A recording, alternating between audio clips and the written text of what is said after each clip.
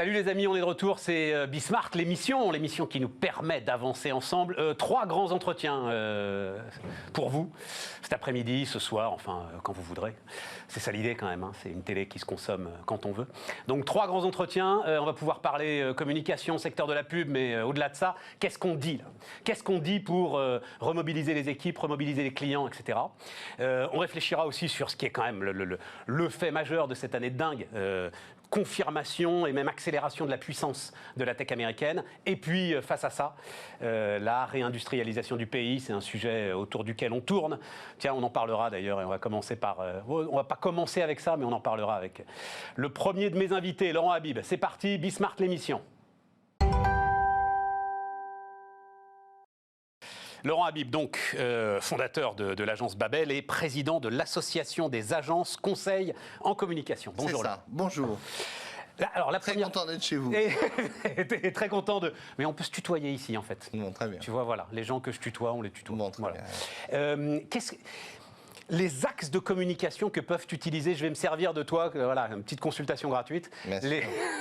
Les axes de en communication. Ce moment, il y a plus de consultations gratuites que de consultations payantes. Hein. Voilà, c'est un peu la fin de, la fin de l'époque où on gagnait de l'argent. Ça a eu payé, comme disait Fernand Reynaud à nos parents. Les axes de communication que peuvent utiliser aujourd'hui les entreprises. Puis après, peut-être question spécifique sur les marques. Qu'est-ce qu'on peut dire là en ce moment? D'accord. Premier sujet pour les entreprises, renouer avec la collectivité interne, qui a été en fait très profondément bouleversée. Alors elle a pu être bouleversée parce qu'elle était au travail, très exposée, et jusqu'à un point de sacrifice qui est considéré comme non reconnu. C'est pas une prime de 700 € qui fait une reconnaissance de métier, d'autant plus que beaucoup de métiers ont été exclus, parce qu'il y a toujours des effets de seuil, des effets d'anomalie. Donc il y a des endroits où on a fait bosser les gens, et ces gens, ils se disent, mais qu'est-ce qu'on m'a donné en échange par rapport à cet engagement? Et comme c'était des emplois qui étaient souvent dévalorisés, c'est des emplois qui ont été revalorisés aux yeux de la société, mais pas dans l'entreprise. J'ai adoré cette expression de premier de corvée. Ouais, extraordinaire. Très forte cette expression. Mais génial. Génial parce que politiquement vraiment très puissante. Très puissante. Très. Moi, alors vraiment, je pense que là on touche quelque chose. C'est qu'en fait on est dans une recomposition philosophique du monde du travail. Et qui, si jamais elle dure, parce qu'on ne sait pas ce qui va durer et ce qui ne va pas durer, hein, c'est un point très important, mais si jamais elle dure, elle recompose complètement le regard qu'on porte sur les métiers, sur les rôles, sur les fonctions, sur la rétribution symbolique liée à un métier. Aujourd'hui, vous allez dans un dîner à Paris et vous dites « je suis boulanger », les gens vous disent « c'est merveilleux ». Qu'est-ce qu'on vous aurait dit il y a 3 ans? Et la question que je pose quand même, c'est qu'est-ce qu'on vous dira dans 3 ans? Ouais, voilà. Ça, c'est le grand sujet sur lequel on a quand même une part d'incertitude. Alors, pardon, attends, juste un mot là-dessus, poursuivre. On continue. Mais... C'est déjà intéressant, mais on n'a même pas commencé la première... Non, attends, parce que c'est une de mes passions, ça. C'est-à-dire, on en a parlé au tout début, quand on s'est lancé, là, mi-juin, avec le DRH de Carrefour. Voilà. Caissier de supermarché, pareil que boulanger, sauf qu'à la limite, le boulanger, il peut encore travailler un peu sa marge. La marge de la grande distrib, elle va rester à 2%, et de toute façon, tu n'as pas de quoi payer des dizaines de milliers d'euros à des caissiers de supermarché. Et le gars admettait, je ne sais pas comment faire, et nous, Français, en plus, l'idée de l'applaudissement collectif, on ne sait pas faire. Donc là, il a un sujet quand même. Bah, disons que moi, je continue de lui dire merci quand je vais faire mes courses, et parce que je me suis obligé à cette attitude pendant le Covid, et après le Covid, je n'ai pas bougé. Ce que j'espère, c'est que ça va rester comme ça. Et par ailleurs, ce sont des emplois qui sont visés comme étant des emplois qu'on va supprimer. Donc, toute la difficulté de notre société, c'est qu'après cette période de parenthèse, elle va vraisemblablement revenir quand même à une partie du dédain qu'elle avait pour ces métiers. Et puis vous avez l'autre monde, le monde des entreprises de services auquel j'appartiens, le monde des banques, le monde des assurances, dans certains médias, enfin bon. Ce monde qui est un monde qui a pris le pli du télétravail, qui, à mon avis, était déjà fragilisé par une forme d'individualisation qu'on reconnaissait beaucoup dans les générations les plus jeunes des salariés, dans lequel il y avait une prise de distance par rapport à l'entreprise. Et là, moi, j'ai vraiment le sentiment qu'on a un nouveau rapport à l'entreprise qui est en train de s'installer, sur lequel on ne reviendra jamais. Et dans ce rapport à l'entreprise, la question qui m'est posée par les patrons d'entreprise, c'est comment renouer avec le commun. Et cette question est fondamentale parce que le télétravail a créé une fragmentation de l'espace individuel, un rapport qui amène à se dire qu'on est soit avec une chose abstraite qui est le travail, mais plus complètement dans l'idée qu'on était partie d'une chose, partie d'un collectif. On a un peu rendu fonctionnelle l'appartenance à l'entreprise. Autrement dit, l'entreprise est en train de se définir comme un lieu où on fait des fonctions pour son bien-être, alors que initialement l'entreprise pouvait être considérée comme un lieu de réalisation individuelle et collective. Est-ce que vous vous rendez compte de l'importance structurelle de ce changement? Et moi, je vous le dis avec quelques... Je vais réécouter la phrase pour bien m'en rendre compte. Je le redis, j'ai aucun problème. Vas-y. On est en train de passer d'un système... on était dans un système dans lequel l'enjeu du travail, c'était une réalisation individuelle et collective. D'accord. Et on bascule dans quelque chose dans lequel le travail est assimilé à des tâches fonctionnelles et avec une préoccupation qui est son bien-être. Autrement dit, on a changé de référentiel. Si le problème est de savoir, est-ce que je suis capable de produire 10 articles, 3 notes, de négocier avec 10 clients dans la semaine, le télétravail ne m'empêche pas de le faire. Ce qui fait que, d'un point de vue fonctionnel, j'ai fait mon travail.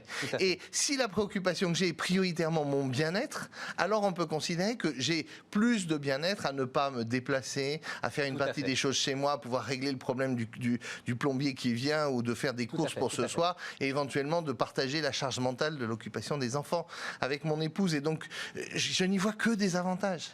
Mais on a perdu cette représentation de soi dans l'espace collectif qui est le propre de l'entreprise. L'entreprise, on s'habille, on y va, on prend des transports, on se retrouve ensemble et on essaye de savoir ce qu'on va faire ensemble pour construire quelque chose ensemble. Il y a un concept que j'adore et je parle aux juristes qui vous regardent, qui est le concept de l'œuvre collective. Vous savez qu'on s'est posé beaucoup la question chez les publicitaires sur un truc, c'est est-ce que quand on fait un logo ou un slogan, le salarié qui a trouvé l'idée a des droits d'auteur.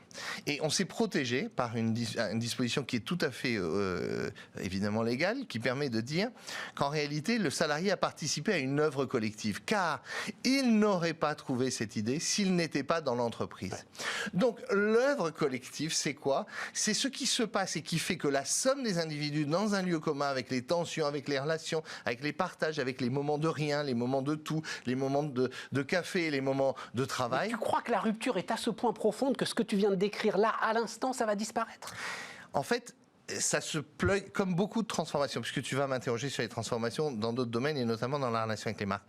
Ce qui se passe, c'est qu'on a des transformations qui ont accéléré des choses qui étaient en train de se passer. Moi, j'ai vu l'entreprise avec mon âge, puisque j'ai 58 ans, j'ai vu l'entreprise passer d'une certaine idée de ce qu'était l'entreprise à une autre idée, notamment avec la montée du freelancing, de l'individualisation, des salariés qui... Et c'est une accélération de cette tendance. Et en fait, c'est phénomène que n'importe quel DRH te raconterait à propos des jeunes, qui ont un rapport complètement distancié, considèrent qu'on leur doit, que c'est un lieu d'échange, qu'ils peuvent partir, qu'ils doivent optimiser leur parcours et leur stratégie. Et moi, les bras m'en tombent. Des fois, je suis en tant que patron, formateur, qui adore être dans des collectifs, etc. Quand un salarié vient me dire « vous m'avez formé, vraiment, je vous remercie, je vais pouvoir en profiter dans la boîte d'à côté. J'ai envie de le tuer. » Et bon, bien entendu, je ne le fais pas. Je tiens à le dire à l'ensemble des parents que tu pourrais envoyer des stagiaires. Non, mais c'est vrai que sur le moment, tu te sens complètement démonté. Tu te dis, mais c'est pas possible. Je comprends. Et en fait, ce rapport, qui est du coup un rapport assez individualiste, au sens vraiment profond, c'est-à-dire qu'il est pensé par le prisme de l'individu, c'était déjà là. Mais le Covid vient amener... Ça nous a gagné, nous.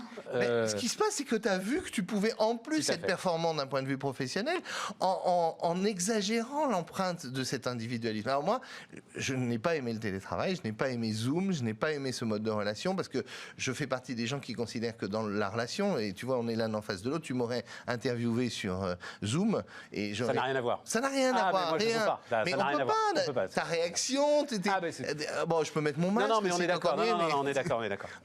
Mais donc, alors, je reprends ta phrase là. Comment est-ce qu'on retrouve le commun? C'est-à-dire, en gros, si prosaïquement, les patrons que tu conseilles, ils veulent ramener les gens dans l'open space. Oui, mais maintenant, il faut se mettre au travail sur ce sujet quand on est patron. C'est-à-dire que c'est pas en faisant des éléments de langage de communication interne, en disant à quel point c'est important et on va se redresser. Non, c'est pas vrai. C'est qu'il y a une redéfinition profonde de ce qui fait l'entreprise qui est à penser. Et ce qui fait Michelin, c'est pas ce qui fait Suez, qui n'est pas ce qui fait... Et donc là aussi, accélération de la fameuse thématique des valeurs, du sens et de tout ce dont on pouvait parler. Oui, attention à l'effet pouf ou l'effet psh. Du truc sur les valeurs. C'est que si c'est fait en profondeur pour faire écho à quelque chose qui est vraiment commun à l'entreprise, alors c'est extraordinaire parce que c'est une dynamique collective. Ouais. Mais si c'est fait pour faire la petite couche de vernis qui va faire bien parce qu'on va faire plaisir à Madame Nota et à la raison d'être et éventuellement au ministre de l'économie et des finances parce qu'il a 3% de la boîte et que donc on s'est obligé à l'exercice de la raison d'être et qu'une fois que c'est fait, on le balance aux salariés et on continue exactement pareil qu'avant, on n'a pas fait de l'entreprise. On n'a pas reconstitué l'entreprise. Moi, je te dis, le défi social, le défi du MEDEF, le défi de notre économie, c'est de préserver l'entreprise dans le système actuel. Moi, je crois que l'entreprise sera la grande victime du Covid. Et pourquoi ? Parce qu'il y a d'autres modèles de travail qui instituent d'autres formes de réalisation individuelle que le travail lui-même, qui sont aujourd'hui en concurrence directe. Et moi, dans mon secteur... Oui, dans ton secteur, justement. Est-ce qu'on ne parle pas là de 1% de la population active ou 2% de la population active ? Pas du tout, parce que je pourrais te citer le nombre de métiers où je vois une application absolument parfaite. Alors, c'est bien entendu tous les métiers d'idées, tous les métiers sur lesquels on a un travail personnel. Oui, mais même dans les services, Sodexo, à un moment, les gars, il va falloir qu'ils soient en cuisine, qu'ils fassent les repas, il va falloir qu'ils les servent. Tu as une organisation là qui est de toute façon tenue à des lieux de travail. Ouais. Le problème, c'est que Sodexo lui-même, et là on bascule déjà au deuxième sujet, et le business model de Sodexo est questionné de façon extrêmement profonde par ce qui est en train de se passer aujourd'hui, puisque tu as trois phénomènes en même temps. La santé, c'est-à-dire la volonté d'une nouvelle alimentation. Un nouveau rapport au collectif et le télétravail. Ce qui fait que le lieu ne va plus être pareil. Un type qui est un métier dont l'organisation de base, même s'ils font bien d'autres métiers, était l'animation de la vie collective dans l'entreprise avec un lieu symbolique qui était la cantine. Et qui se retrouve avec une révolution aussi incroyable que celle que nous avons, avec des patrons qui, à mon avis, vont trop vite. C'est-à-dire que quand la Maïf, elle annonce qu'elle va prendre 2 jours, voire 3 jours de télétravail, on a des patrons qui sont allés très vite se jeter dans le télétravail, sans mesurer les conséquences que ça va avoir pour l'entreprise. Parce que autant je suis favorable au fait d'aller vers le télétravail, mais contraint, sous réserve d'un certain nombre de choses, en préservant du commun, en préservant des lieux communs, des temps communs, en faisant attention à ce que ce ne soit pas assimilé à autre chose, et par exemple à de la RTT. Alors je sais que ça ne se dit pas et que ça ne se fait pas de dire ça, mais moi je vous dis qu'aujourd'hui dans l'organisation du travail, si dorénavant chaque fois que je fais des réunions à 5, nous sommes 3 parce qu'il y en a 1 ou 2 qui sont en télétravail, nous n'aurons plus jamais les réunions que nous avions avant. Et c'était le propre de mon métier, de ces réunions, parce que c'était ces moments où on trouvait des idées. Ouais. Donc, moi, ce qui m'intéresse, c'est que, évidemment, tous les métiers qui sont dépendants de ces modalités d'organisation du travail vont changer. On a dit Airbnb va être fragilisé par les locations. Bah oui, c'est sûr. Est-ce que tu reprends un Airbnb dans les mêmes conditions avec un risque de deuxième vague du Covid et tant qu'on n'a pas trouvé... Oui, mais ça, c'est temporaire. Le modèle, il est là ou pas? Je ne sais pas si la projection que je fais de moi dans un lieu qui m'est inconnu est tout à fait la même après le Covid, si la représentation que je me fais de mon bien-être, de ma santé et de mon équilibre. Je ne sais pas si j'ai envie d'aller dans le transport en commun dans les mêmes conditions. Regarde le nombre de gens qui ont migré vers le vélo de façon assez structurelle. Je ne sais pas si la cantine va être un lieu où je me réalise autant qu'avant. Et en fait, ces mutations-là, en fait, moi, mon analyse du Covid, c'est que le Covid, c'est une petite boîte noire de 2 mois, rien du tout dans la vie d'un homme, qui a eu un effet d'accélération ou de modification des courbes d'évolution. C'est-à-dire que tu es dans un truc, c'est un peu comme si tu regardais, tu avais une sorte de réglette qui se met au milieu de tes courbes et toutes tes courbes font comme ça ou comme ça en fonction de facteurs qui sont très difficiles à déterminer. Mais qui sont personnels. C'est ça qui pose un problème à l'entreprise. Ils ne sont pas collectifs, ces facteurs. Non. Alors, il y a telle personne qui s'est dit qu'elle se rendait compte qu'il y avait des choses plus importantes. Il y a telle autre qui s'est dit que le fait d'avoir été séparée de ses parents lui montre qu'elle veut déménager. Il y a telle autre qui lui dit, moi, je vais acheter une maison de campagne. Tu sais qu'il y a un délire. La présidente d'Orpi était là la semaine dernière, absolument. On est dans une accélération incroyable. Tu as telle autre qui dit, de toute façon, mes mobilités vont complètement changer. Bon, attends, Laurent, il reste 5 minutes. Oh non. Non, moi ça, je suis pas d'accord. Non, je suis pas d'accord. Tu prétends que c'est une télé qu'on peut regarder. Oui. On a le temps de se parler, mais non, mais tu m'as orienté sur un sujet qui était pas fondamental. Oui, mais il y a celui des marques. Alors justement, les marques. Les marques. Elles sont apparues comme un tiers de les marques agroalimentaires, par exemple. C'est la revanche de l'industrie agroalimentaire. Absolument. Et c'est aussi la revanche des marques qui se sont montrées utiles dans la société, et ça, on l'a tous dit. Mais maintenant, il faut regarder derrière. Si tu veux bien, puisque là, tu me laisses peu de temps.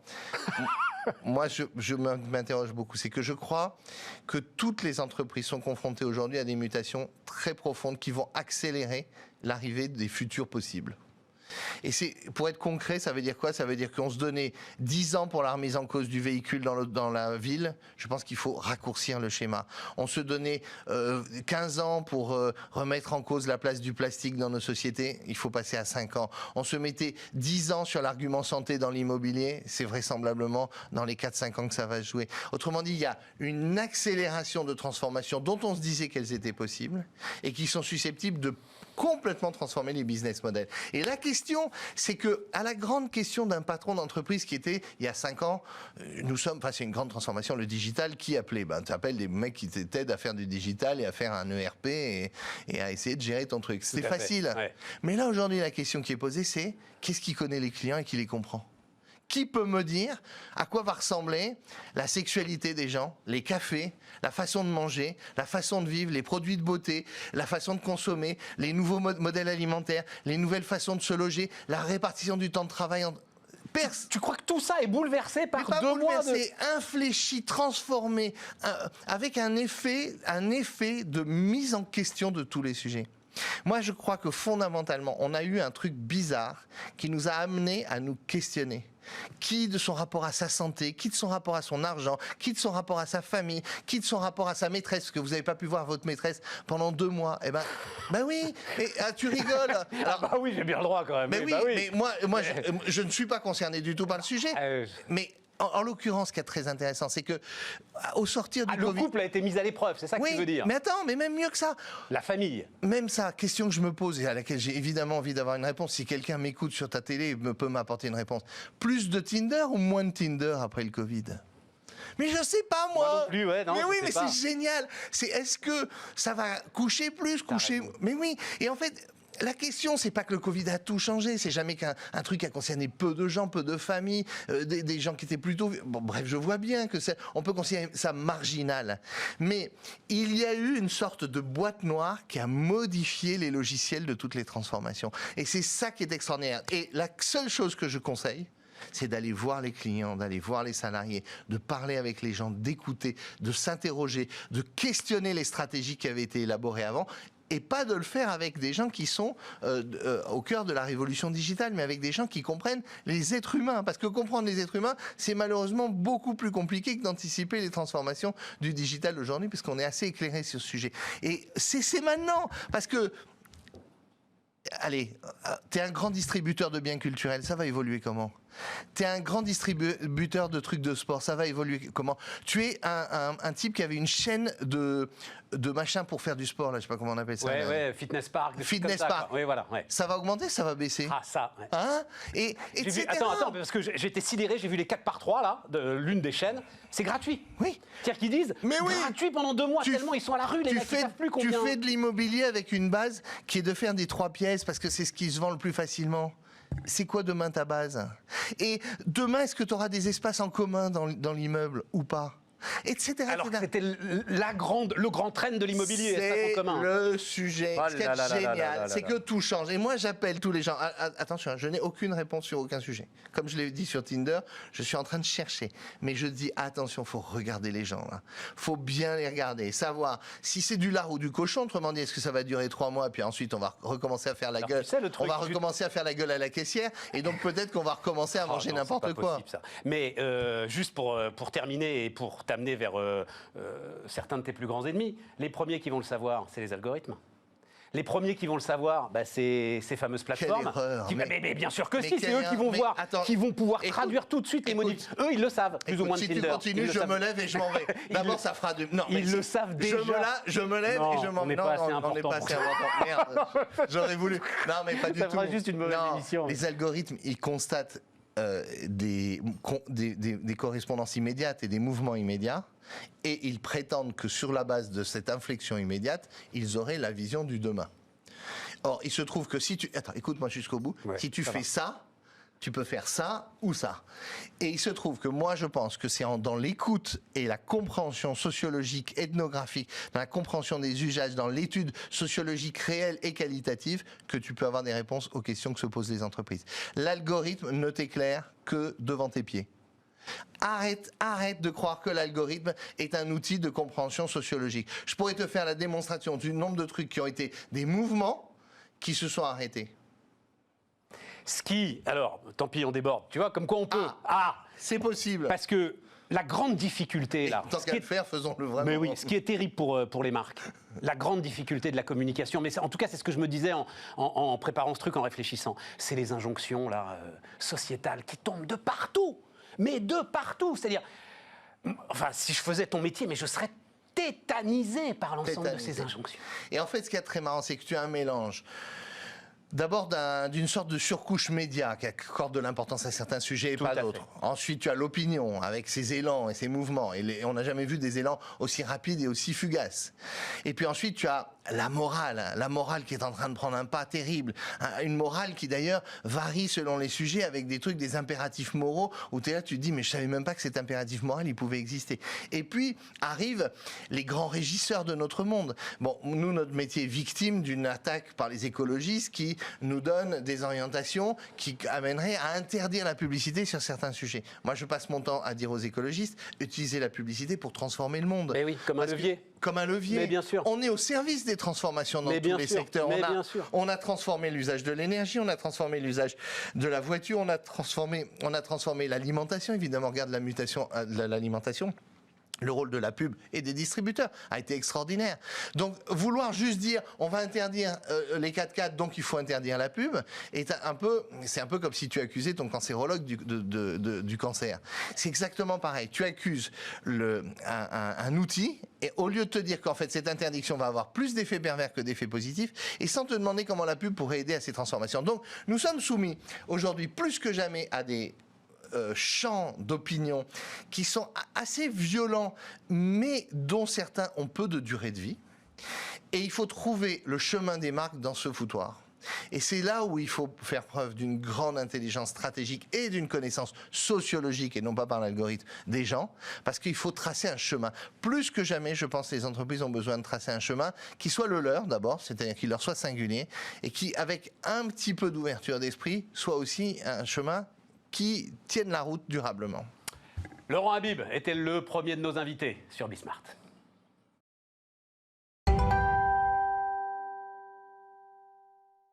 On repart avec Guillaume Villon de Benveniste. Donc, on en parlait il y a quelques instants avec Laurent Habib. Bonjour Guillaume. Bonjour Stéphane.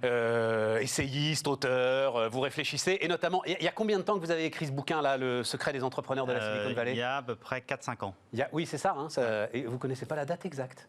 2015. C'est la naissance d'un gamin. Ouais, parce que je me dis quand même, voilà, je ne vais pas vérifier, mais une chose est sûre. Alors, Silicon Valley, non pas forcément, parce que Microsoft et Amazon sont de la fête et donc ils viennent de Seattle. Voilà, ils sont, mais on va dire, voilà, la côte ouest des États-Unis au sens large. Elle n'a jamais été aussi puissante, j'ai l'impression, cette TechUS. Est-ce que vous me confirmez ça ? Absolument. Au moment où j'ai écrit le livre, on disait que les GAFA, donc les 4, faisaient un peu moins que le CAC 40. On disait que ça faisait 80% du CAC 40 en valorisation boursière. En valorisation financière, absolument. Ouais. Aujourd'hui, Amazon fait 80%. Ouais, j'aime pas cette image de valorisation boursière, parce que cette image de valorisation boursière, en fait, ce sont des effets boursiers. Voilà, c'est lié à des effets de liquidité, c'est lié à des effets moutonniers, etc. Ça rend pas forcément compte de la réalité de la puissance. Tu vois ce que je veux dire? Même si finalement, elles n'avaient pas cette valeur boursière, je pense que leur puissance, et ce qu'on a vu de leur puissance durant ces derniers mois, enfin, c'est ça qu'il faut traduire. Pas forcément, enfin je ne sais pas si tu es d'accord avec ça, pas forcément à travers la valorisation boursière. Je veux dire, Amazon domine le monde aujourd'hui. Enfin, j'ai l'impression à montrer sa puissance comme peut-être elle ne l'avait jamais montré durant cette période. Oui, bah, la supply chain d'Amazon a été d'un grand service, je dirais même mondial, à l'occasion du confinement, puisque c'était un des seuls retailers qui fonctionnait. Et même alors que Amazon était restreint en France, on pouvait quand même recevoir ces paquets Amazon parce qu'ils passaient par des filiales voisines, notamment le Luxembourg, pour distribuer les clients français. Donc oui, il y a une puissance très importante des GAFA, et on pourrait même citer le cas de l'application Stop Covid, où, comme tu sais, la France a décidé de créer sa propre application. Et le taux d'adoption est de 3%, alors qu'il est plus élevé dans d'autres pays, notamment en Allemagne, qui a utilisé la double technologie Apple et Google. C'est ça la question. Et c'est surtout en fait l'histoire de Microsoft qui m'intéresse le plus finalement. C'est-à-dire, à un moment, on a cru, avec Steve Ballmer, sur la fin de Steve Ballmer, le ratage total du mobile, que Microsoft allait subir le sort, j'en sais rien moi, de General Electric, de Yahoo, etc. Finalement, non. Bon. Le cloud, etc. Enfin bref, on a beaucoup expliqué. Est-ce que les positions qu'ils ont en ce moment sont inexpugnables? Est-ce que pour la première fois dans l'histoire économique, on se retrouve avec des empires qu'il faudra briser administrativement si on veut à un moment remettre de la concurrence? Alors, ça, je ne sais pas répondre à cette question. Forcément, tu réfléchis. C'est une question très complexe. Là, en tout cas, ils ont une puissance financière d'investissement pour acheter des entreprises ou pour choisir les marchés les plus porteurs pour la transformation numérique, et un savoir-faire qui fait que c'est vrai qu'on a du mal à imaginer quel autre acteur qu'eux pourrait faire typiquement la numérisation de la santé, puisque c'est un des grands projets de Amazon, ou de la numérisation du paiement, puisque c'est aussi un grand projet d'Apple. Et que là, il y a encore une nouvelle disruption qui s'annonce. Il faut y résister. Alors, prenons la numérisation des données de santé et ce débat absolument passionnant de notre, c'est quoi, Health Data Hub. Oui. En plus, enfin, j'ai remarqué, mais en plus, c'est nos données de santé nationale, et donc on a un truc anglais pour le dire. Enfin, en même temps, nous-mêmes, on s'appelle Bismart, donc on ne va pas non plus être plus royaliste que le roi. Hébergé par Microsoft. Bon. On a fait le débat ici. Entre ceux qui disent mais les amis, ce sont les plus efficaces, et si on veut que cet outil soit efficace, il faut se servir des plus efficaces, et ceux qui disent non, il faut accepter une certaine dégradation de cette efficacité, mais à toute force choisir un acteur français ou au moins européen. Comment est-ce que tu te situes dans ce débat? C'est un choix. En fait, c'est un choix politique. Enfin, j'aime pas employer ce genre de terme parce qu'en économie, on préfère s'intéresser à l'économie, mais c'est vraiment ça. C'est-à-dire qu'il y a un moment donné, l'investissement dans l'innovation, ça prend du temps, et on ne peut pas avoir des résultats au bout d'un trimestre. Et on peut avoir une excellence opérationnelle d'efficacité du cloud et de partage des données si on va avec un acteur français tout de suite. Mais après, il faut se donner. C'est un choix de société en fait. Soit on décide d'être autonome et indépendant et souverain, j'ose employer ce terme-là. Ben oui. Soit on préfère. On cherche l'efficacité immédiate, et à ce moment-là... Non, efficacité immédiate, tout de suite, on a quand même... Je veux pas prendre parti dans ce débat. Moi aussi, je suis comme toi, il me passionne. Je pense plutôt qu'il faut mieux accepter un peu de dégradation pour rester souverain, mais on peut en discuter. Il se trouve qu'on a un acteur, je ne veux pas faire sa pub particulière, mais OVH, ils sont là depuis... Enfin, c'est pas tout de suite, ça fait 10-15 ans que Octave Klaba a commencé à monter OVH, et aujourd'hui, ils ont une surface mondiale de toute façon. Alors sans doute sont-ils un peu moins efficaces que Microsoft. Mais justement, est-ce qu'on ne doit pas accepter cette dégradation d'efficacité au nom de la souveraineté? Il faut trancher, Guillaume. J'aimerais aborder le sujet d'une autre manière. Vas-y. Typiquement, en 57-58, les Américains ont été traumatisés parce que les Soviétiques ont envoyé Sputnik dans l'espace. Tout à fait. Ça, c'était seulement 12-13 ans après la fin de la Deuxième Guerre mondiale, qui a été très difficile pour les Soviétiques, puisqu'ils ont perdu 27 millions de personnes à l'occasion de l'invasion des Allemands. Le président Eisenhower et son administration a décidé d'investir massivement dans les technologies de propulsion, les technologies de télécommunication, les technologies qu'on appelle les sciences des matériaux, pour rattraper le retard. Et après, l'administration suivante, celle de Kennedy, a dit qu'à la fin des années 60, on mettrait un homme sur la Lune. C'est ce genre de volonté politique-là qu'il faut. Il a fallu 10 ans pour les rattraper. Il a fallu 10 ans pour les rattraper, numéro 1. Et après, c'est une décision qui mobilise un pays entier. Donc typiquement, dans les high schools américains, les mathématiques, la science physique, la chimie et d'autres sciences, aussi computer science, ont changé de statut. C'est-à-dire que c'est devenu beaucoup plus mieux vu d'obtenir des diplômes dans ces domaines-là. Et donc dans les années 60, on a aussi inventé le microprocesseur, au début des années 60, qui a permis aux États-Unis de prendre un premier ascendant industriel sur l'Union soviétique. Donc en fait, c'est une question de perspective. Moi, la peine que j'ai, c'est que tant que les Français et les Européens... Donc en fait, qu'est-ce que c'est le Sputnik? C'est on va pouvoir mettre une ogive nucléaire sur un missile et on va pouvoir détruire une ville américaine. Voilà. Donc on va pouvoir faire brûler New York. Tant que les Européens et les Français n'ont pas compris que l'innovation, ça relève de cet ordre-là, et pas, si je puis me permettre, d'avoir un cloud health data efficace, tant qu'ils n'ont pas compris ça, on n'est pas au niveau des enjeux. Oui, mais le cloud health data efficace, il est au cœur des enjeux quand même, non, Guillaume? Il fait partie d'un ensemble. Ça veut dire, attends, parce qu'il y a une histoire qui me passionne en ce moment, c'est l'Amérique contre Huawei. Trump contre Huawei. Et tout ce qui se passe en ce moment, mesdames, messieurs, j'espère que vous suivez ça, et à la rentrée, de toute façon, on fera un truc spécial là-dessus, autour des semi-conducteurs, autour des pressions qui sont faites sur les fabricants taïwanais, coréens. C'est une bataille gigantesque mondiale. Bon, mais ça veut dire que Trump, quoi qu'on en pense, il a compris ce que tu dis là, Guillaume. Il fait de ce semi-conducteur. Oui, je pense, puisque typiquement, un des problèmes qu'il y a avec la délocalisation de l'appareil de production d'Intel à Taïwan, c'est que ça va dans une ville, dont j'oublie le nom, qui est à très grande proximité. C'est une des villes les plus proches. De toute façon, tout Taïwan est à très grande proximité de l'Empire chinois. Donc, aucun problème. Et donc, en fait, c'est une menace géopolitique pour les Américains. Donc, c'est pour ça qu'ils ne souhaitent absolument pas qu'il y ait cette délocalisation. Et le semi-conducteur aujourd'hui, c'est peut-être le Sputnik des années 50. C'est peut-être le programme Apollo des années 50. Oui, je pense que ça en fait partie. Moi, j'ai regardé dans un de mes livres 7 technologies qui vont créer 1200 milliards de création de valeur d'ici 2025. 7 technologies. Donc ça, c'est des chiffres totalement officiels. Ça vient de Goldman Sachs. C'est pas moi qui ai... enfin bon. Non mais peu importe. 7 technologies. Alors, vas-y, dis-moi. 7 technologies qui doivent être quoi? 7 domaines de souveraineté alors?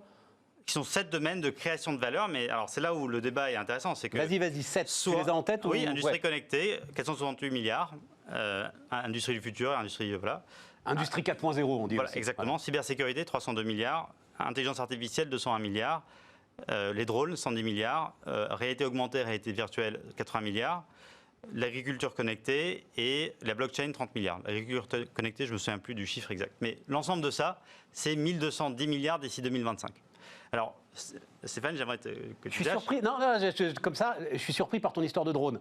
Le drone me semble être un outil au service de tes autres domaines. C'est-à-dire, le drone, il rentre dans l'agriculture connectée. Le drone, il agit grâce à l'intelligence artificielle. Oui. Le drone, enfin, tu vois. Oui. En fait, on utilise les drones en effet pour faire de la maintenance prédictive. Ce sera l'automobile du 21e siècle, quoi. Voilà, il servira à énormément de choses. Bon, non, mais je comprends. Et donc, ça veut dire que toi, tu dis, tu attendrais d'un responsable politique et de responsables politiques européens, par exemple, qui choisissent 2 ou 3 de ces domaines et qu'ils en fassent un programme Apollo et qui s'inscrivent dans la durée et qu'ils essayent de mobiliser les nations là-dessus. Par exemple. Par exemple. Ouais. Voilà. Donc ça, c'est un premier sujet. Ensuite, le second sujet, cher Stéphane, c'est que, en fait, l'argent de la Silicon Valley a été créé avec l'argent public, mais après, il y a des personnes qui ont beaucoup de talent, qui ont fait fortune, et donc c'est devenu semi-public, privé. Absolument. Mais en fait, au début, il y avait un investissement fort de l'État qui était motivé par un souhait de défense nationale. Si on a perdu la Deuxième Guerre mondiale, c'est parce qu'on n'a pas mécanisé l'armée. On a perdu la bataille en 42 jours. Il y avait le général de Gaulle qui avait écrit... La bataille de mouvement, absolument. Voilà, c'est ça. on avait les idées, on avait les constructeurs automobiles. Il y avait en 1910 Renault et les constructeurs français, c'était 60% du marché, des parts de marché de l'automobile. Et 30 ans plus tard, on perd la guerre parce qu'on n'a pas mécanisé l'armée, alors même qu'on avait les technologies pour la mécaniser, puisqu'on avait les constructeurs automobiles. Donc là, la question, c'est, le problème, c'est qu'on a moins de compétences technologiques relativement à la belle époque qu'aujourd'hui. Enfin, c'est-à-dire que dans le numérique, les Américains sont en avance par rapport aux Européens. Donc là, il y a un effort qui me paraît encore plus important. Mais alors c'est ça, Guillaume, par rapport à ta comparaison très intéressante avec Spoutnik. C'est qu'à l'époque, pas un Américain n'aurait imaginé utiliser un programme soviétique pour peu qu'un programme soviétique lui soit tombé entre les mains. Aujourd'hui, on passe notre journée à utiliser des programmes américains. Et il serait très très difficile de nous en défaire. Oui, c'est ça, de nous en défaire. Mais aussi les Européens doivent... J'allais dire de nous en désintoxiquer en fait. Oui. Voilà, c'est le mot que oui. Les Européens doivent aussi... Après, c'est une décision politique.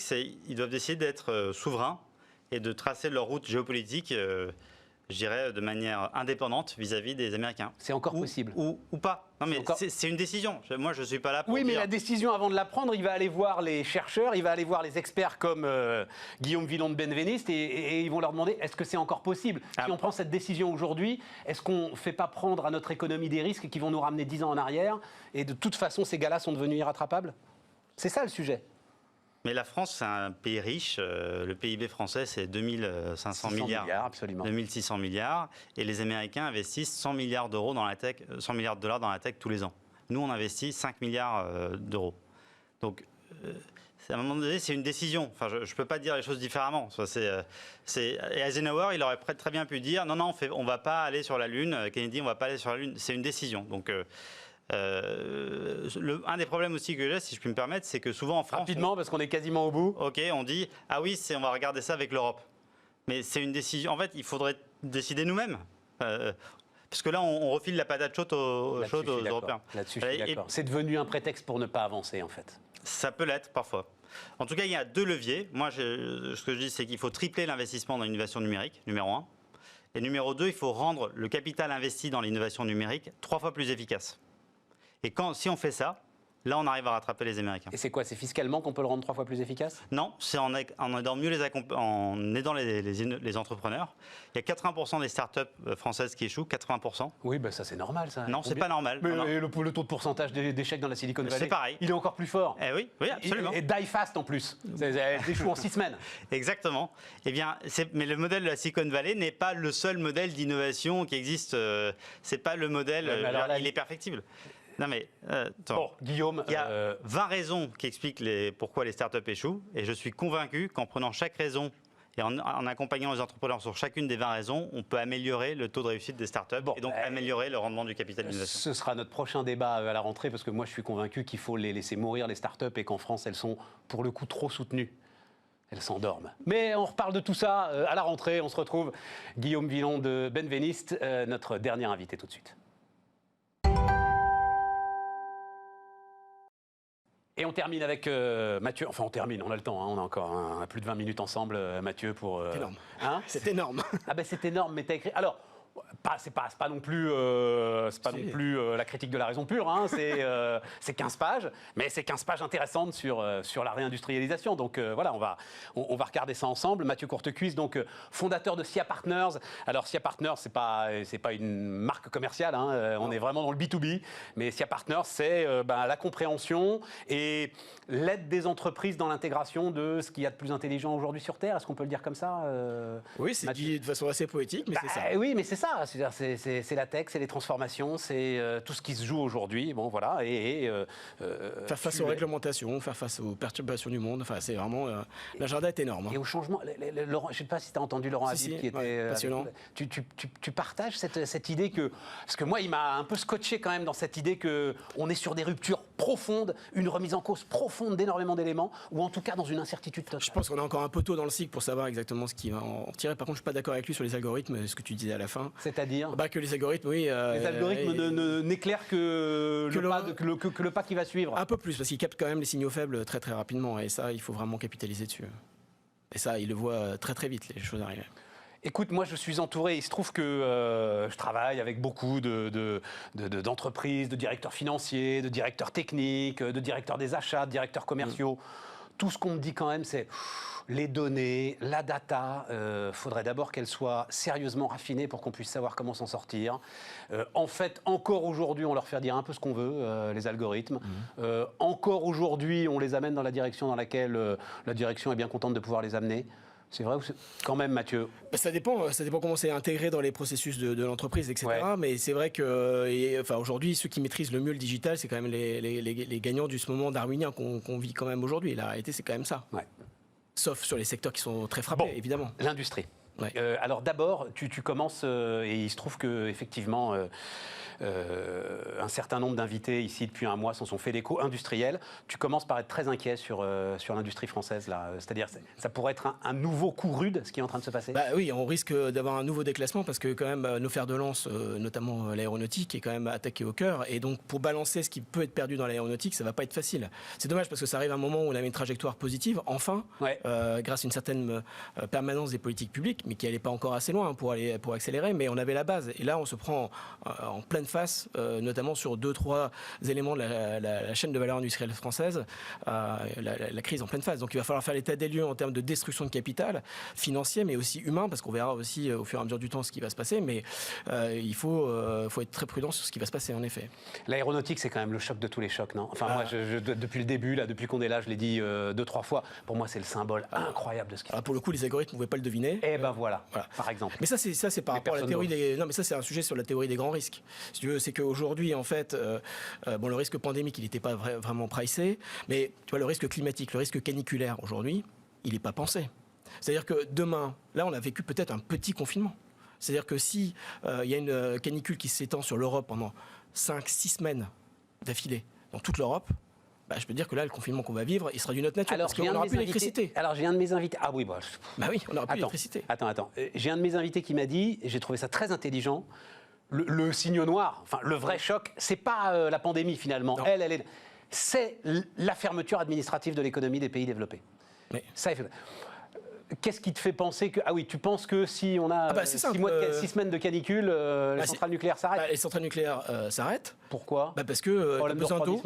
Besoin d'eau. Et en 2004, il y a eu des fermetures de centrales nucléaires. Oui, et ça n'a pas duré pour le très coup, longtemps. le risque a été... Celui-là, il était évalué. C'était juste 10 jours. 10 jours. C'est clair. En plus, tu as une sécheresse, donc tu n'as plus l'hydroélectricité. Enfin, c'est quand même potentiellement quelque chose de relativement dramatique. Et on doit travailler immédiatement à la résilience. Parce que là, on dit, on doit bâtir de la résilience, etc.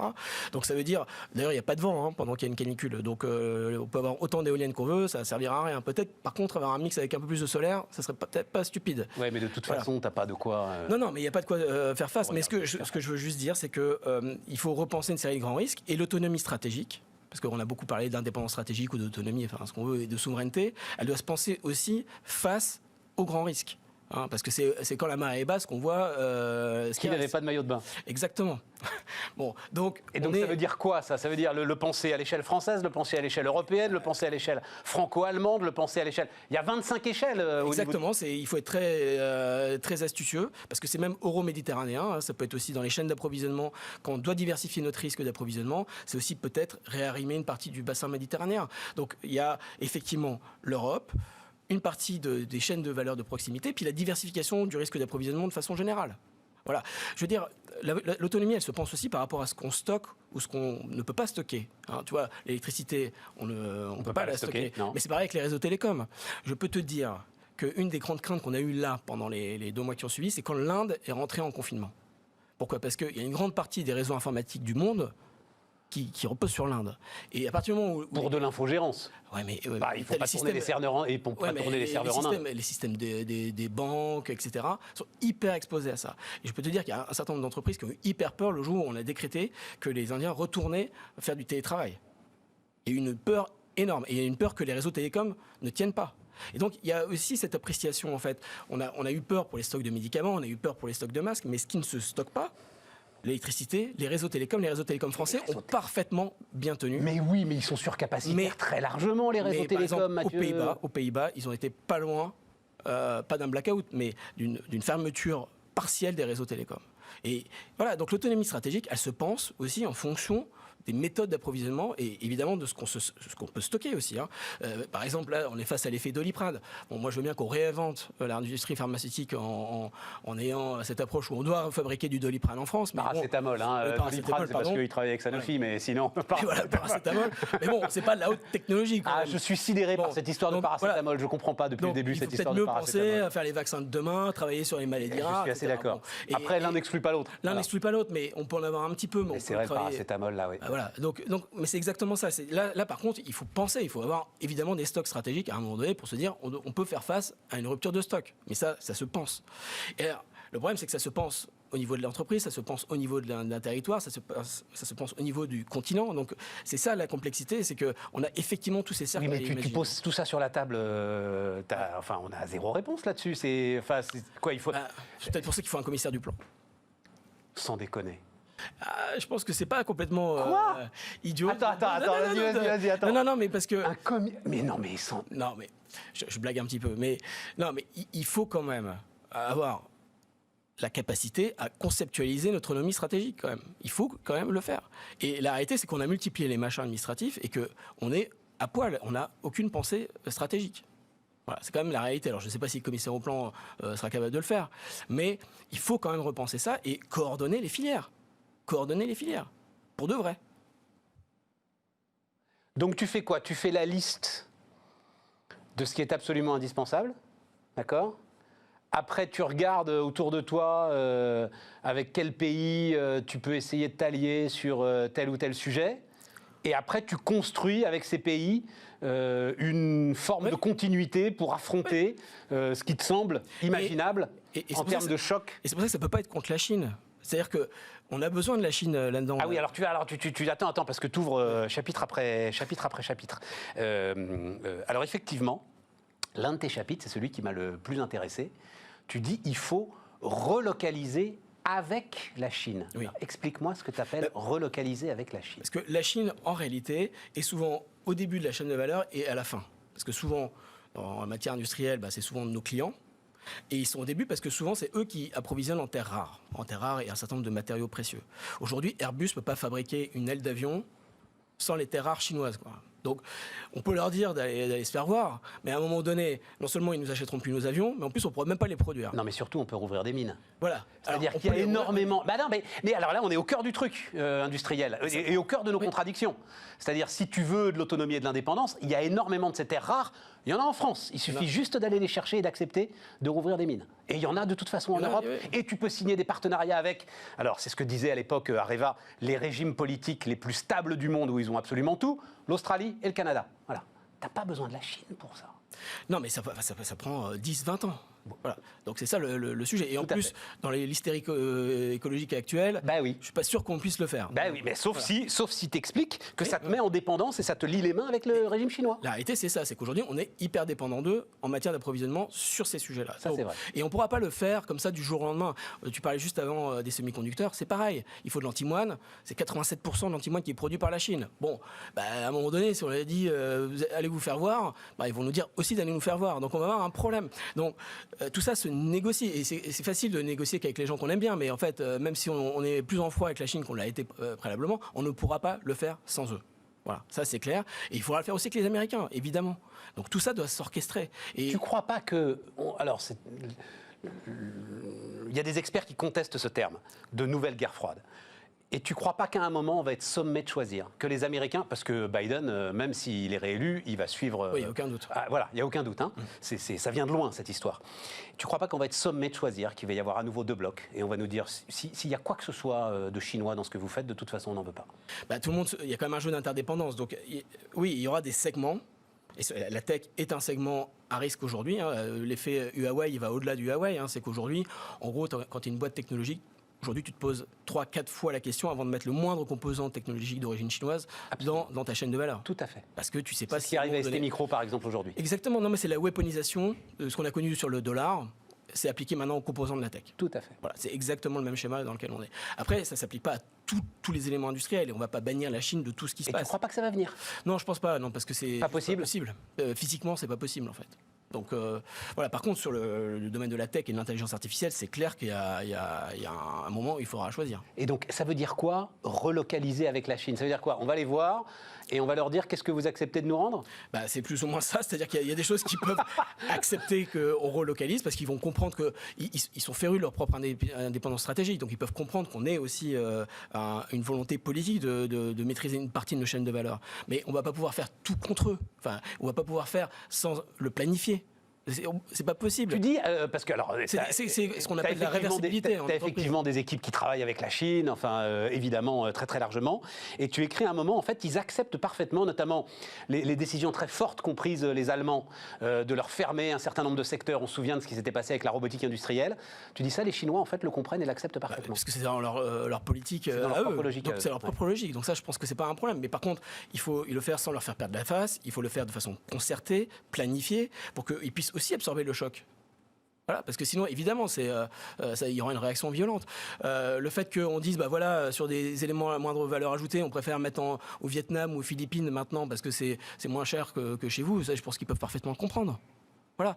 Et d'ailleurs, moi, ce que je note et ce que je vois chez certains de nos clients, c'est que depuis que la Chine a levé en même temps, d'ailleurs, c'est arrivé il y a 3-4 mois, finalement, certains seuils auxquels on pouvait investir et être propriétaire d'entreprises en Chine, là, il y a des investissements massifs qui vont arriver. C'est pour ça que les Américains essaient de les bloquer, d'ailleurs. On voit qu'il y a aujourd'hui... C'est-à-dire que là, aujourd'hui, c'est plus facile qu'il y a quelques mois, oui. C'est ça? C'est-à-dire qu'avant, il fallait un général chinois dans ton board et il fallait un actionnaire chinois pour faire des JV. Et aujourd'hui, tu peux être beaucoup plus manœuvrant qu'il y a un an. Voilà. Et les Chinois l'ont bien compris, mais c'est parce qu'ils gardent quand même une épée de Damoclès au-dessus de la surveillent tête. un certain nombre de choses. Du jour au lendemain, ils ferment ton truc quand même. Mais, par exemple, sur l'intelligence artificielle, c'est vrai que si tu codes en Chine, même à Hong Kong, tu acceptes de donner à livre ouvert l'ensemble de ton code. Bon, c'est pas tout le monde qui accepte de le faire. Ouais, voilà. Tout à fait. Donc il y a des règles. Mais ce que je veux juste dire, c'est que on peut pas juste monter sur une estrade politique en disant on va tout enlever de la Chine. Ça, c'est pas comme ça que ça peut se passer. Alors, revenons sur réindustrialisation. Tu dis, en fait, on a une occasion à saisir. Oui. Nous allons vivre un moment darwinien par excellence. Je ne suis pas sûr, moi. Parce que PGE, parce que accord de compétitivité, parce que etc. J'ai l'impression que l'économie est sous cloche. Et qu'on va être plus dans un moment d'entreprise zombie qu'un moment darwinien. Oui, alors c'est vrai qu'on a un peu lissé, comme la courbe de réanimation, on l'a bien lissé. Ah oui, on l'a bien lissé. Bon, il commence à y avoir, alors ceux qui n'ont pas été protégés, typiquement dans la distribution non alimentaire, etc., bon, eux, ils le prennent directement. Mais restons dans l'industrie, dans l'industrie, alors... Là, je pense qu'il y a une vision qui est sur l'automobile, l'aéronautique, c'est suffisamment stratégique pour qu'on continue à injecter le temps que le marché, qu'il y ait un retour de la demande. C'est stratégique l'automobile ? Je pense que oui. Je pense que oui, ça draine quand même beaucoup. Et puis en termes d'emploi industriel, c'est tellement énorme pour nous que c'est juste pas possible d'imaginer qu'on arrête. Voilà. Donc en plus, on l'a vu avec les chiffres de Renault, par exemple sur l'électrique, on n'est pas si mal placé que ça. D'accord. Donc il y a des choses qu'on peut faire quand même. Donc oui, je pense que c'est stratégique. Puis à l'échelle de l'Europe, c'est hyper stratégique. Donc j'imagine pas un instant qu'on abandonne ça. Donc voilà, donc selon les appréciations des pouvoirs politiques, l'état des lieux réels des filières, parce qu'il y a besoin de compétences aussi. Il y a des filières, on n'a plus de compétences, donc on va pas les reconstruire comme ça. Non, ça c'est clair. Et notamment sur l'énergie. Et notamment sur l'énergie, ce qu'on est en train de faire avec le nucléaire, c'est quand même un jeu de massacre. Donc, un jeu de massacre. Donc il faut quand même raison garder et réfléchir à ces écosystèmes et à la préservation de ces écosystèmes. Donc oui, il y aura un petit peu une part légèrement zombie pendant un certain temps, mais c'est quand même, ce sont des secteurs qui restent quand même à valeur. L'aéronautique, l'automobile, le spatial. Alors la pharmaceutique, c'est intéressant. Aujourd'hui, pourquoi on a désindustrialisé la pharmaceutique? C'est aussi parce que n'importe quel site pharmaceutique industriel aujourd'hui, il est classé Céveso en réalité. Ouais. Voilà. Donc il ne faut pas s'étonner qu'il s'en aille. Je veux dire, à un moment donné, si on met des couches réglementaires de folie, c'est évidemment les coûts des impôts de production. T'en parlais il n'y a pas très longtemps. On va en reparler des impôts de production. Mais cette couche, parce que je crois que cette couche, enfin, en tout cas, ce que me disent certains industriels, c'est que cette couche réglementaire, c'est plus important en fait que les impôts de production. Je pense que c'est à peu près équivalent. C'est à peu près équivalent. Mais ça va pas changer, Mathieu. Eh ben, c'est sûr que là, ça veut dire qu'il faut tailler dans l'appareil administratif pour que, en fait. Mais pas dans l'appareil administratif. C'est la société qui veut pas que ça change. Je crois quand même que la société, elle est pas prête à voir revenir. Enfin. J'en sais rien, mais elle n'est pas prête à voir revenir les usines, c'est ça le problème. C'est qu'elle veut des usines, et puis quand elles vont commencer à se monter à côté de chez nous, on va dire ah non, not in my backyard. C'est toujours la même sujet. Oui, il y a ce sujet-là, mais après, les usines de demain ne sont pas forcément les usines d'hier non plus. Donc elles peuvent être sur des fondements écologiques beaucoup plus élevés, etc., sans qu'il y ait des réglementations non plus qui l'imposent de façon complètement absurde. Parce que aussi, la réalité, c'est qu'il y a la finance qui est derrière. Hein. C'est-à-dire qu'aujourd'hui, la réglementation, elle peut venir de la finance. Beaucoup plus que par la réglementation de terrain. Ce qu'est en train de faire BlackRock, je suis désolé, mais c'est quand même extrêmement important. Et on oublie d'ailleurs dans les instruments de souveraineté de parler de l'épargne. Moi, c'est un truc qui m'épate à chaque fois, c'est que la souveraineté, ça commence par l'épargne. Ouais. Épargne égale investissement, normalement. Ouais. Bon, ça veut dire qu'il faudrait peut-être supprimer le livret A, faire des fonds de pension, faire des choses... Mais Mathieu, ça fait 15 ans que je m'intéresse à l'actualité économique, ça fait 15 ans que et même, c'était avant ça, je me souviens de Jacques Chirac parlant de mettre l'épargne des Français au service des facteurs de production et au service de l'industrie. Ça ne marche pas. Pourquoi ? Parce qu'on a un produit extraordinaire qui s'appelle l'assurance vie, qui nous donne, même s'il n'y a plus de rendement aujourd'hui, une liquidité totale sans risque. Ah oui, non, comment veux-tu qu'on transforme ça ? C'est sûr que tant qu'on n'aura pas fait des Français des actionnaires... Ah ben non. On aura un problème. On aura un problème. Et voilà, supprimer le livret A, même l'épargne salariale, il y a un problème. C'est-à-dire qu'une grande partie de l'épargne salariale va dans des SICAV monétaires, la réalité. À part les boîtes cotées, le reste, quand on est une PME, l'épargne salariale, elle s'en va dans des produits. Oui, mais tu partages le profit. L'épargne salariale, c'est une manière d'associer. Ça serait mieux si c'est investi en action. Voilà. Si c'est investi en action, ce serait quand même un petit peu mieux. Oui, mais à ce moment-là, tu cumules les risques. C'est-à-dire, tu perds. Si la boîte se casse la gueule, tu perds et ton emploi et. Il suffirait de dire il est interdit de mettre des EPCFM monétaires dans ton plan épargne d'entreprise et ça s'arrête là. Ouais. Pas très compliqué. Tu te retrouverais avec de la dette d'État, tu te retrouverais avec de la dette française. Non, mais alors... Si tu n'as pas du monétaire, tu aurais de la dette française. Bon, mais alors, de tout ça, parce que le temps tourne très vite, de tout ça, est-ce que, sérieusement, tu penses qu'au-delà de l'incantation, il y a une chance de réindustrialisation, puisque visiblement c'est ce que veulent les responsables politiques. Tu penses toi aussi que c'est quelque chose dont il faut absolument s'occuper, que ça structure un territoire et que ça structure une économie. Parce que c'est un débat. Oui, c'est clair. Il y en a beaucoup qui nous disent regardez, le Luxembourg s'en sert très bien sans industrie. Bon, en même temps, c'est le Luxembourg, mais il y a d'autres exemples. La Suisse, par exemple. Puis la Suisse a de l'industrie. Oui, c'est pour ça. C'est pour ça. Et donc, mais tu penses qu'il y a une réelle chance de réindustrialisation ? Je pense que c'est possible, c'est la thèse de mon livre, mais enfin, et ça nécessite un vrai choc à la fois de prise de conscience et de mesures relativement immédiates à prendre, parce que c'est notre dernière chance en réalité.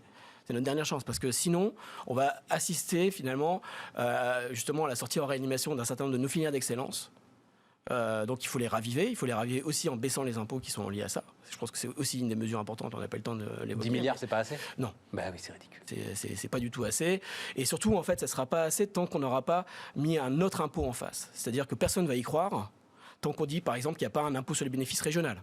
C'est-à-dire que si on ne dit pas, à un moment donné, où va cet impôt ? Est-ce qu'on sait qu'il réapparaît ? Moi, j'ai suffisamment d'expérience maintenant pour voir que...